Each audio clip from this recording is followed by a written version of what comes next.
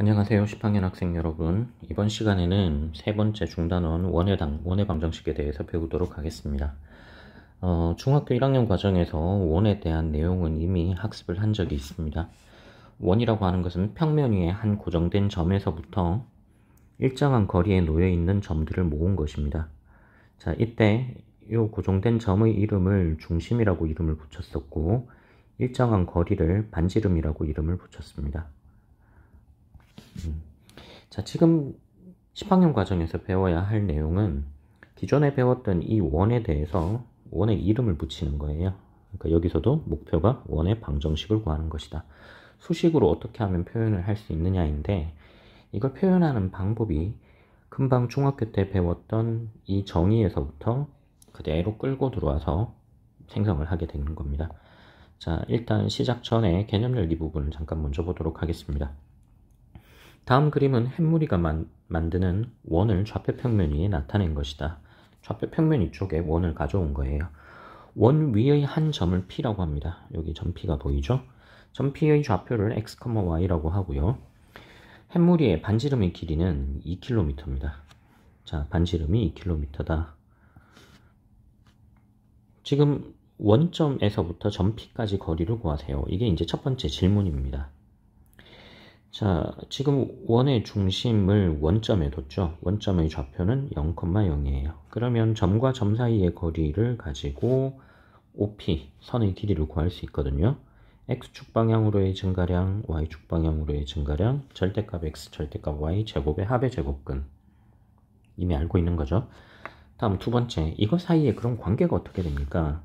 반지름이 바로 OP에 해당이 되니까 이 거리가 2km입니다. 단위를 생략하고 쓰면 루트 x제곱 더하기 y제곱이 2가 된다.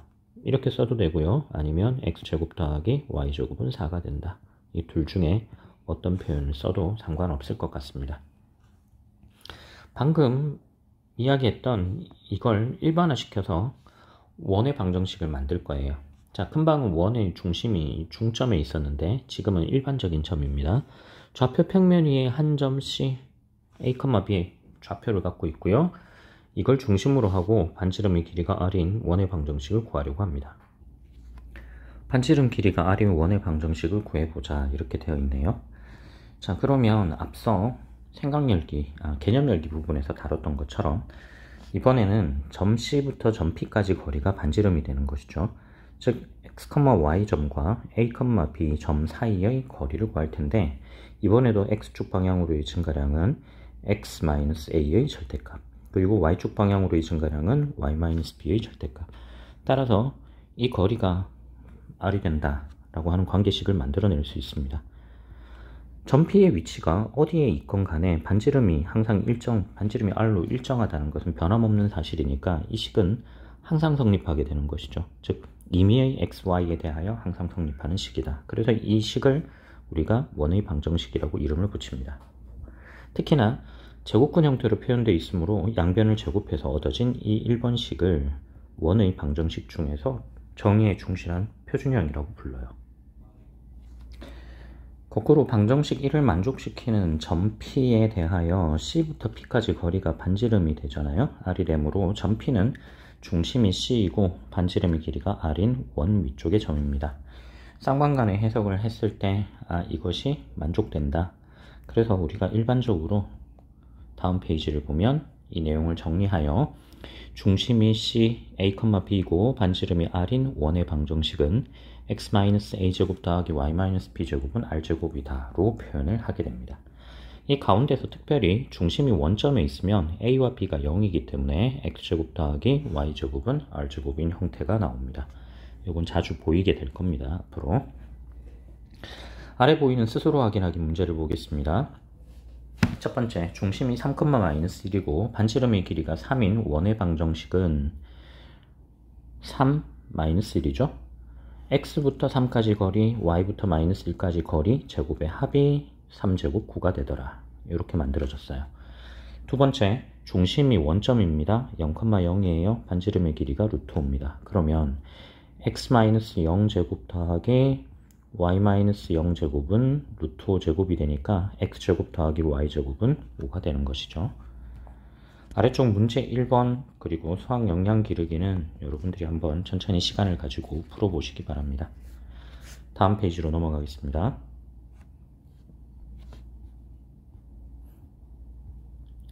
예제 1번입니다. 두 점 A, B를 지름의 양 끝으로 하는 원의 방정식을 구하십시오 라고 되어 있습니다.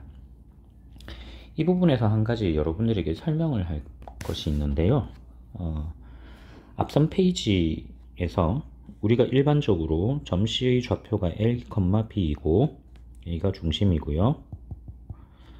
반지름이 R이 되는 원의 방정식을 x-a제곱 더하기 y-b제곱은 r제곱으로 표현을 했죠. 자, 그러면 이 식에서 이제 한 가지 생각해 볼 부분이 원 위에 주어진 점이 몇 개가 있으면 이 원의 방정식이 정확하게 결정이 될까 하는 거예요. 지금 이 식에서 확정되지 않은 값은 a, b, r 3개의 값이죠. 그러면 이 3개의 값을 찾아내기 위해서는 점이 몇 개가 필요할까요? 문자가 3개가 있으니까 3개의 x, y 값이 결정이 되면 되겠죠. 즉, 이 원의 방정식을 결정하기 위해서는 서로 다른 점이 3개가 있으면 된다. 반대로 이야기하면 서로 다른 위치에 있는 점 3개가 있다면 하나의 원을 결정할 수 있다는 의미입니다. 자, 점이 3개다. 자, 그 다음 또 하나는 이런 겁니다. 점 3개가 원 위에 있는 원 위의 점이 3개인데 원 위의 점 3개 말고 이걸 대체할 수 있는 조건이 뭘까? 이거 잘 보면 A, B라고 하는 건 중심이죠. 그 중심을 알려준다라고 하는 건 A값, B값 두 개의 값을 알려준다는 거니까 중심과 맞바꿀 수 있는 조건은 원 위의 점 두 개를 알려주는 것과 같아요. 이 정도 크기를 갖는 겁니다. 중심을 알려준다와 원 위의 점 두 개를 알려준다. 반지름은 그렇다면 원 위의 점 하나를 알려주는 것과 같은 가치를 갖는 조건이 되는 거죠. 자, 이걸 참고해서 예제 1번을 보겠습니다. 두 점 A, B를 지름의 양 끝점으로 한다. 자, 이거 지름의 양 끝점으로 한다 했으니까 A부터 B까지 거리를 재면 지름을 구할 수 있다. 그 값의 절반이 반지름이다. 그럼 반지름을 알려준다는 건 하나의 조건을 찾을 수 있다는 거죠. 그리고 점이 2개가 있으니까 문제가 풀릴 수 있다. 그런데 또 하나는요. 이 둘이 지름의 양 끝점이니까 점 A와 점 B의 중점이 바로 중심이죠. 중심도 바로 찾을 수 있고 반지름도 바로 찾을 수 있으니까 이것은 문제가 쉽게 풀릴 거다. 자, 일단 중심부터 찾아봅시다. 점 A와 점 B의 중점인데 x좌표는 2와 마이너스 4예요. 이 둘의 평균값은 더하고 2로 나누면 마이너스 1이 되죠. 두 번째, 5와 마이너스 1의 평균, 이것이 y 성분이 되는데 합하면 4, 나누면 2. 그래서 중심의 좌표는 마이너스 1,2가 됩니다. 두 번째, A점과 B점 사이의 거리를 구합니다. A점과 B점을 보면 X축 방향으로 떨어진 거리는 6만큼이에요.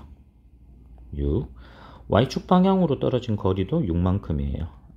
그러면 X축, Y축 떨어진 거리의 비율이 6과 6이기 때문에 빗변의 길이는 6루트2가 되죠. 즉 지름이 6루트2란 이야기입니다. 지름이 6루트2니까 반지름은 3루트2가 되는 거죠. 원의 반지름은 3루트2가 된다. 따라서 원의 중심을 알고 있고 반지름을 알기 때문에 x-1, 즉 x 플러스 1제곱 더하기 y-2제곱은 3루트2의 제곱 18과 같습니다. 이렇게 되는 원의 하나로 정확하게 결정이 됩니다. 자, 문제 2번도 여러분들이 풀어보시기 바랍니다.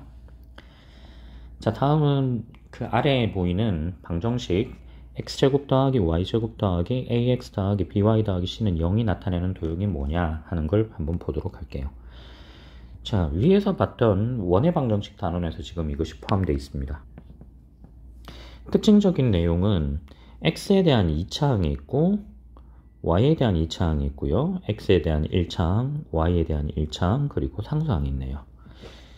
그런데 이 중에서 x와 y에 대한 각각의 2차항의 개수가 1과 1입니다. 즉 비율이 1대1이라는 거죠. 1대1의 비율로 쓰여져 있는 이 식은, 이 방정식은 무엇을 나타내느냐 하는 거예요. 내용을 바로 들어가면요. 앞서 봤던 원의 방정식을 전개를 합니다. 좌변을 전개하게 되면 전개한 식을 써보겠습니다. x제곱 마이너스 2ax 더하기 a제곱 더하기 y제곱 마이너스 2by 더하기 b제곱은 r제곱이에요. 자, 이 r제곱만큼을 이항을 하게 된 식이 다음과 같습니다.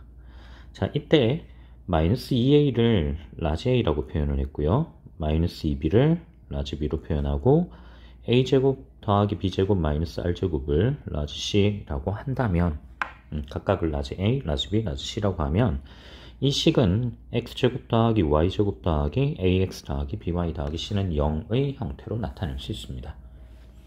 반대로 거꾸로 이걸 되돌려요. 자, x제곱과 ax 완전제곱 형태가 되려면 x 더하기 2분의 2의 제곱이 되겠죠. 그 다음 y제곱 더하기 by 요만큼이 포함된 완전제곱식은 y 더하기 2분의 b의 전체 제곱입니다. 그런데 이 제곱에서 각각 상수항인 4분의 a제곱과 4분의 b제곱만큼이 더 필요하니까 우변에 4분의 a제곱과 4분의 b제곱을 더 더해줘야 하고요. c를 이항해서 분모를 4로 만들면 마이너스 4분의 4c만큼이 붙겠죠. 그럼 이 모양은 어떻게 되느냐? 이건 중심이 마이너스 2분의 a, 마이너스 2분의 b이고 반지름 제곱이 4분의 a제곱 더하기 b제곱 마이너스 4c인 원이 된다는 거예요. 결국은 2차항의 개수가 1대1이 되는 요 x와 y에 대한 2차항의 개수의 비율이 1대1이 된다면 이건 어떤 도형을 나타내는 것이다? 이건 바로 원을 나타내는 것이다. 이렇게 알 수 있다는 뜻입니다. 자, 우리가 이제 여기까지 내용을 토대로 해서 그럼 앞에서 봤던 정의에 충실한 형태를 우리가 표준형이라고 이름을 붙였는데 그럼 이건 뭐가 되느냐? 이건 다 전개해서 가장 기본적인 형태로 나열되어 있는 이건 일반형이라고 부릅니다. 일반적인 형태이다. 일반형이라는 이름을 공식적으로 씁니다. 조심해야 될 점은 이거예요. 지금 이 문제에서 이 형태에서 x제곱 더하기 y제곱 더하기 ax 더하기 by 더하기 c는 0인데 x하고 y가 있는 2차항 중에서 하나 빠져있는 것이 x 곱하기 y에 대한 항은 여기에 포함되면 되느냐? 이건 안 됩니다. 요 x 곱하기 y가 포함되는 건 교육과정에서 좀 많이 벗어나요. 많이 벗어나는 형태이기 때문에 그 부분에 대해서는 절대 언급하지 않습니다. 자, 그리고 이제 또 하나 주의할 점이 있는데 지금 요 오른쪽 부분을 잘 보세요. 이걸 살짝 지워놓고 보겠습니다. 자, 이 부분이 혹시 완전제곱으로 표현을 했더니 이 값이 0보다 큰 경우면 다행인데 0이 되는 경우도 있을 거고 0보다 작게 되는 경우도 있겠죠. 왼쪽을 살펴보면 왼쪽은 제곱 더하기 제곱이니까 항상 0보다 크거나 같아야 되는데 첫 번째 경우도 되고 두 번째 경우도 될 것 같은데 세 번째는 안 나올 것 같단 말이에요.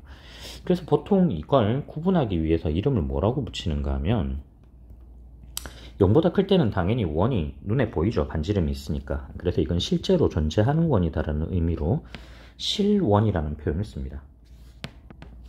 그에 반해서 반지름이 0이 되면 결국은 원의 중심과 원의 중심으로 다 뭉쳐져 버리게 되겠죠. 이때는 점 하나로 나타나기 때문에 원은 원인데 이 원이 점점 중심으로 좁혀져서 한 점으로 뭉쳐집니다. 원이 점의 형태라 해서 점원이라고 불러요. 그럼 마지막은 뭐라고 부를까요? 마지막의 경우는 0보다 작다. 이건 실제로 존재하지 않는 원이죠. 우리가 숫자에서 다뤘던 것처럼 이 경우는 실제 존재하지 않는다라는 의미로 허원이라는 이름을 일관되게 그냥 붙여주려고 합니다. 가끔씩 문제집 참고서 통해서 이런 표현들이 등장하기도 합니다. 자, 다음 페이지로 가겠습니다. 예제 3번입니다. 예제 3번을 보면 원의 방정식을 구하십시오. 이것이 목적이에요. 그런데 주어진 점이 원점을 지나간다. 0,0을 지나가는 거죠. 그 다음 마이너스 2, 마이너스 1도 지나가고 0,3도 지나갑니다. 앞에서 3개의 서로 다른 점을 지나가는 원은 하나로 결정이 된다고 했죠. 자, 그러면 표준적인 형태로 대입을 해서 문제를 풀어도 되는데 표준형에 대입하게 되면 결국은 식을 다 전개해야 되지 않습니까? 그래서 앞으로는 주어진 점이 3개가 있다면 그 3개의 점을 지나가는 형태에서는 표준형에 대입해서는 전개를 해야 되니까 애초부터 전개된 형태인 일반형을 가지고 문제를 푸는 것이 더 쉽다. 이렇게 기억을 하자고요. 자, 그래서 각각의 점을 대입을 합니다. 첫 번째 0,0을 대입해요. 지금 주어진 식에서 x에 0, y에 0을 대입하면 c가 0이 돼버리죠. 자, 이게 이제 첫 번째입니다. 두 번째, 마이너스 2, 마이너스 1을 대입해요. 자, x에 마이너스 2를 대입해보죠. 4, y에 마이너스 1을 대입하면 1, 마이너스 2a, 마이너스 b, 금방 앞에서 c는 0이라 있으니까 이 값은 0입니다. 즉, 2a 더하기 b가 5가 되죠. 2a 더하기 b는 5가 된다. 두 번째, 0,3을 대입합니다. x에 0을 대입하고 y에 3을 대입해요. 그러면 0 더하기 9 더하기 3b는 0이죠. 그럼 b가 마이너스 3이네요. b가 마이너스 3이니까 첫 번째 식에 대입해보면 a는 4가 되겠죠. 자, a값, b값, c값 모두 찾았습니다. 따라서 우리가 찾고자 하는 원의 방정식은 x제곱 더하기 y제곱 더하기 4x 마이너스 3y 더하기 0은 0이 되는 거죠. 서로 다른 세 점을 지나가는 원은 일반형을 써서 문제를 풀어라. 자, 이것이 예제 3번에서 여러분들에게 설명하고 싶은 내용이에요. 선생님 문제를 풀다가 보니까 페이지를 잘못 넘기긴 했는데 아래 부분부터 풀었습니다. 실수를 좀 했습니다. 자, 순서를 바꿔서 예제 2번 문제를 풀어볼게요. 예제 2번, 이 방정식이 나타내는 도형이 뭘까? 금방 이야기를 했었죠. 원이 된다고. 자, 어떤 원이냐? 완전제곱 형태로 한번 표현을 해봅시다. x제곱 마이너스 6x를 포함하는 완전제곱이 되려면 9만큼이 더 필요해요. 9. 그 다음 y제곱 더하기 2y만큼이 포함되는 완전제곱식이라면 1만큼이 더 필요해요. 그러면 이때 6은 2항이 되고요. 6은 2항이 돼서 마이너스 6 더하기 9 더하기 1이니까 이 부분이 정리된 값이 4가 되는 거죠.